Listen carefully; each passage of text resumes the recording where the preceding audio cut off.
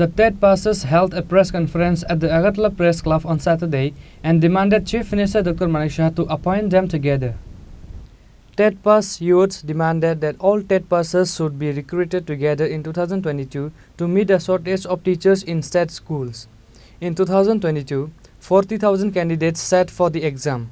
Out of 200 unemployed young men and women passed TET 1 and 165 young men and women passed TET 2. All those who have cleared the TET 1 and TET 2 exams in the last few years should be recruited together. Therefore, the Chief Minister and the Education Minister took notice of the job-seeking youth.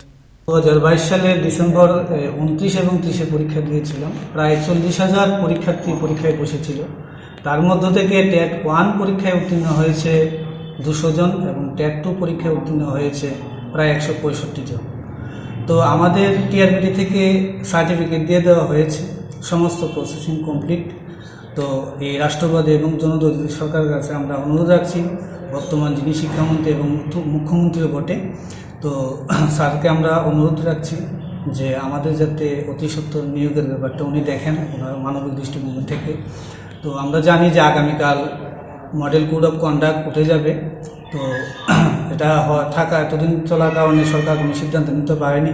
তো আমরা আশা রাখবো যে আগামী কিছুদিনের মধ্যেই আমাদের যারা আমরা টেট কোয়ালিফাই করেছি আমাদের বিষয়টা উনি অত্যন্ত মানবিক দৃষ্টিভঙ্গি থেকে দেখবেন। আমরা অত্যন্ত আশাবাদী সরকারের কাছে। নমস্কার, সবাইকে জন্মাষ্টমীর শুভেচ্ছা।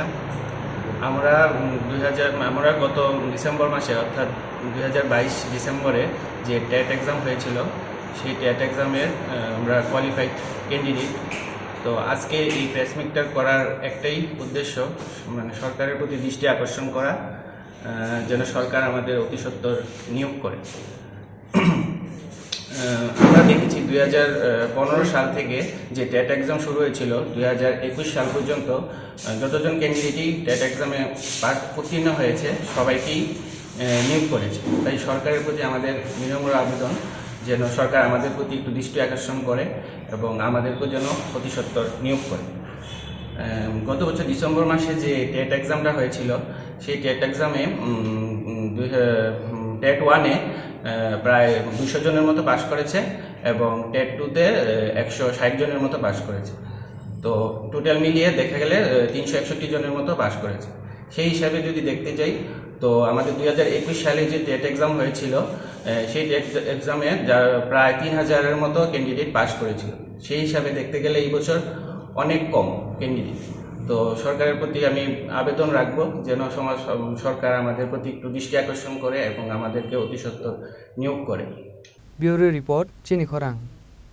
আসন্ন পুজোর মরশুমে আনন্দকে দ্বিগুণ করুন মা কুঞ্জশ্রী জুয়েলারির সাথে। সৃষ্টির কারিগর দেবশিল্পী বিশ্বকর্মা পুজো উপলক্ষে মা কুঞ্জশ্রী জুয়েলারি আপনাদের জন্য নিয়ে এলো প্রতিটি কেনাকাটায় মজুরিতে 30% ছাড়। এছাড়াও থাকছে 30,000 টাকা কেনাকাটায় নিশ্চিত উপহার। মনে রাখবেন, অফারটি চলবে 10 সেপ্টেম্বর থেকে 20 সেপ্টেম্বর পর্যন্ত। তাই মেতে উঠুন পুজোর আনন্দে, আর কেনাকাটা হোক শুধুমাত্র মা কুঞ্জশ্রী জুয়েলারির সাথে। মা কুঞ্জশ্রী jewellery, where luxury can be affordable.